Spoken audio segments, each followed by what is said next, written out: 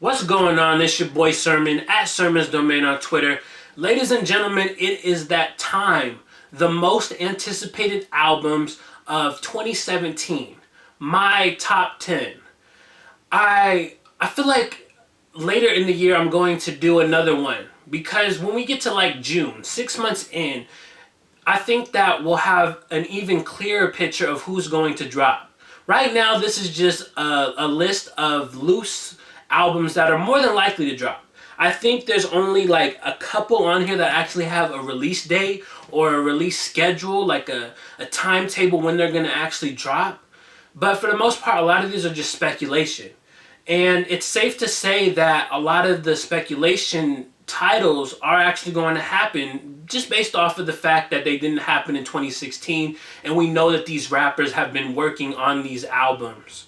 So let's start off with Jay-Z. There is no title, so we're going to just call it Untitled for now. He was someone who I felt was going to make a bigger impact in 2016. He dropped those 4 remixes, guest features. He dropped the spiritual song, and then he kind of disappeared. I thought he was going to drop the album over the summer, and then summer turns into fall, fall turns into winter, and here we are. So Jay-Z has clearly been working on an album. It's just a matter of when it's going to come. And I was having a discussion with someone the other day about, like, does Jay need to have, like, a marketing campaign? And I really don't think he does. I'm sure he will, because you look at, like, the last couple releases, he's always partnered up with someone or tried to do something innovative. And so I think that is part of, why it might be taking a while. Jay wants to do something spectacular. He wants all eyes on him, and just popping up with a new album on title is not enough. So I have high hopes for this album. I think with all the stuff that Jay did in 2016, it sounds like he's real focused. At the same time, I have no idea what to expect from the album. I remember there was rumors that Jay was going to do his side of Beyonce's Lemonade, like his story. And I thought that could be creative. It could be cool because I think it would push Jay, as a challenge, because he doesn't do concept albums too much. And so sticking to a concept will be something that challenges him. And I don't know. I know a lot of people were kind of against it, but I'm kind of for it. And so if that turns out to be the case, I wouldn't mind it. And then it kind of like sets up like that inevitable Beyonce Jay-Z album that's been talked about for the last 3-4 years. So it's kind of like you can do that and then do another concept album where they get back together and create music. I don't know. But I do know that I'm excited for Jay-Z's next album whenever it does show up. The second album on my list, and keep in mind, these are not in like any particular order. This is not like 1 to 10 or 10 to 1. No, these are just 10 of the albums that I'm looking forward to. So, the second one on my list is Lupe Fiasco's Drogas Light. This one is coming out in February. Lupe Fiasco has had such a weird 2016.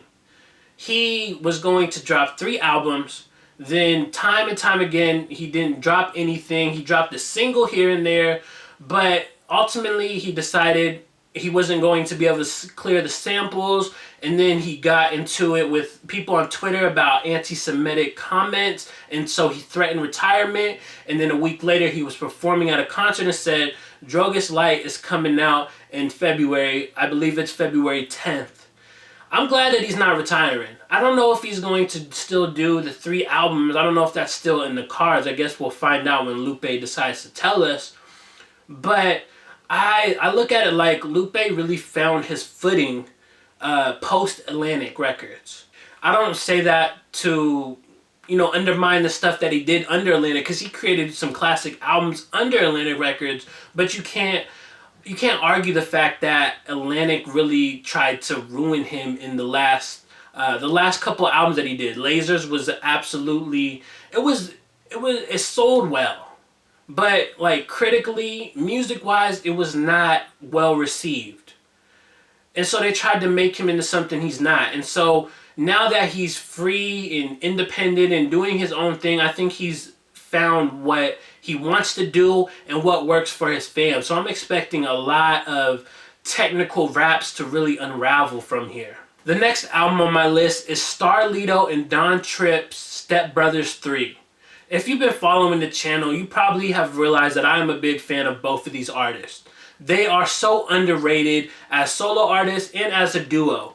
And so Step Brothers 3 didn't come out in 2016 as I thought it might, but they teased it enough to where you know it has to come in 2017. And really, I'm just looking forward to some good raps from the two.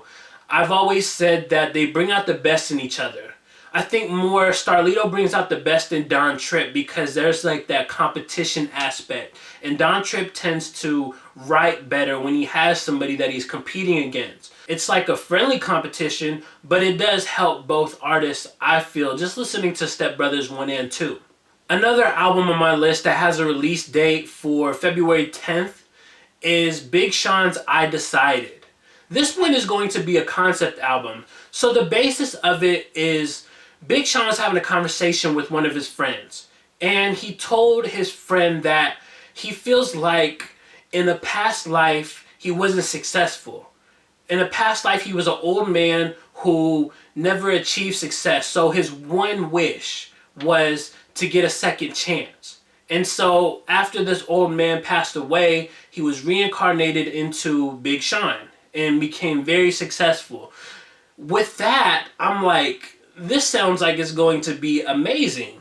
I'm invested in the story that he told, just explaining the concept, and I'm interested to see how he executes it. I think Big Sean as an artist continues to get better with every album that he drops. So I'm very much looking forward to I Decided and seeing if the concept is really there, if it's really molded in the way that he describes it when he does his interviews. Next on my list is an album that was supposed to come out in December, Drake's More Life. This album slash mixtape slash playlist, however you want to classify it, got pushed back for unknown reasons. And there's no telling when it's going to come out. There's rumors that it might drop this month, which would kind of make sense. But more than likely, it'll come before he embarks on his The Boy Meets World tour with Young Thug. And with this album, I'm just hoping that it's better than Views. I know there's a lot of people out there that liked Views, and you can't deny the success of it. But musically, it just didn't hit me. It's not an album that I'm playing from start to finish. It's not an album that I'm really having in rotation early 2017. So with More Life, I'm hoping that it sounds good. That's really all I want out of it. I want some good Drake music. And he put out the singles, and a few of them were good. But I don't want the album to be full of subliminals. I think Drake needs to move past that. He needs to move past the fact that he's at the top of his game and people are attacking him. He doesn't need to throw the subliminals. He needs to take the Jay-Z route. And not the Jay-Z route where you throw subliminals, but Jay-Z now really doesn't acknowledge too much. You know, there's the kind of the unspoken beef between Drake and Jay-Z. But other than that, it's like, who in this industry is going to get Jay-Z to react? Kanye can't even do that. So I think Drake needs to take cues from that and just focus on making good music. Subliminals don't have to be a part of the music. It doesn't have to be a part of Drake's legacy as much as he's been making it. Next up on my list is a West Coast legend, Ice Cube's Everything's Corrupt. This album has been in limbo for a while. I know that music is not Ice Cube's first priority. He's more focused on the films, on everything else that he does that's not music related. And so that's fine. Do that. But I also do want this album. I think I Am the West, his last album, was pretty slept on. It was good. I don't know if it aged so well because I'm listening to some of the songs and he's kind of throwing shots at like the new West, like the new West Coast artists. Not anybody in particular, but just kind of like, hey, I started this, appreciate me. And I don't know, some of the music is good, some of the music hasn't aged as well. It was dope when it first came out, but now it's kind of like, I don't want to see that side from Ice Cube. So with Everything's Corrupt, it's supposed to be an album that is heavily leaned on being political. talking about the system, talking about what's going on in the world. And I'm sure if Ice Cube is actually focused on working on it, like he's been talking about in the past, that the album is probably taken a different shape than what it was back in 2014 or 2015 or 2016. Because now you have Donald Trump as president, for one. That's going to be a huge thing that I expect Ice Cube to acknowledge and probably rip apart. Because he still can rap. That's the thing about Ice Cube. I can say that the last album, it didn't age as well. It had some good cuts, but whatever. But Ice Cube can still rap. That is the underline of it all. So when Ice Cube does put in the time and effort, I am willing to listen. And I hope a lot of people are as well. Next up on my list is Wale's S.H.I.N.E, which stands for Still Here Ignoring Negative Energy. I like the title. I'm always a big fan of acronyms. And I like that he didn't make us wait until the album was about to drop to try to figure out what the acronym was. It makes sense. With Wale, he kind of had, kind of an interesting 2016. He put out a mixtape earlier in the year.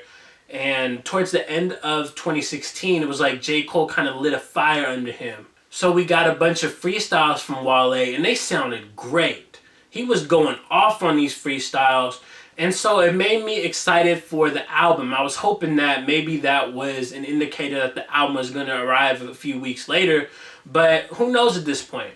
All we know is that S.H.I.N.E is coming, and as someone who is growing as a Wale fan, I became a Wale fan with the album About Nothing. Everything prior to that was just kind of there for me. So I'm looking forward to hearing what he's able to talk about on S.H.I.N.E. Obviously, he's going to talk about ignoring the negative energy. He has a daughter now, so I'm sure he'll probably dedicate a record to her. And just where he's at in his life. With the mixtape, it was cool because it was kind of themed around a concept. So I'm kind of expecting the album to pick up where he left off, which was the woman saying, "I'm pregnant." And we know how that story turned out. So I'm wondering if he'll continue that on the album. Next up on my list is an album that doesn't have a title as well. It's Nas. Nas is killing it like everywhere else. He's been killing it in the film and just being an entrepreneur. That's what he's killing it in. And so I don't blame him for not being as focused on the music. I think that Nas is going to deliver a great album whenever it decides to show up.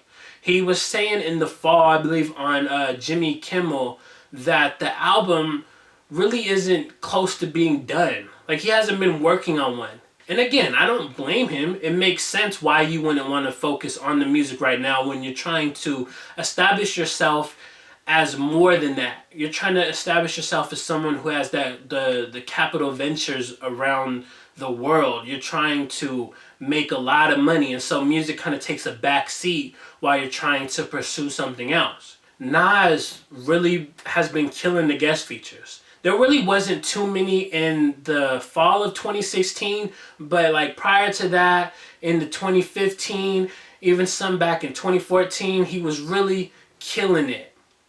And I was excited. I was like, yes, he's just killing it. He sounds focused. He sounds in the zone. And so I was expecting an album to kind of arrive soon. Especially because you had the DJ Khaled tease with the song Nas album Done. I'm surprised that Nas actually let him do that. If he's saying out here, hey, the album isn't actually done. Because after, I believe the interview with Jimmy Kimmel was after the DJ Khaled record came out. And so I'm surprised that he said, okay, Khaled, name it that. It gets people hype, but if the album's not actually done, if it's not actually coming soon, then it's kind of a letdown. Next up on my list is an album that I really hope is not held hostage for the remainder of 2017. Lil Wayne's The Carter 5. It is the album that Wayne has been wanting to put out for the last 2 years. He's been embroiled in this Cash Money lawsuit, and he's made it known. Every chance he gets, he wants to say, F Birdman. I hate Birdman. He's not family. Cash Money is nothing, etc., etc. And I think it's getting kind of old. I really do hope that Wayne is able to just get off Cash Money soon, if not already. Because there was the little bit of teasing that he was going to be getting off soon. He kind of was like, hey, it's a new beginning. And so that kind of indicated to me like maybe the lawsuit's almost over. Maybe Wayne is finally going to be off Cash Money, free to do his thing. But the next release from Wayne is going to be that funeral album / mixtape. Hopefully the Carter 5 is able to come out this year. I'm optimistic. It's been 2 years. How much longer can this lawsuit drag on? And I'm not an expert in that field, so it could actually drag on for another year or two.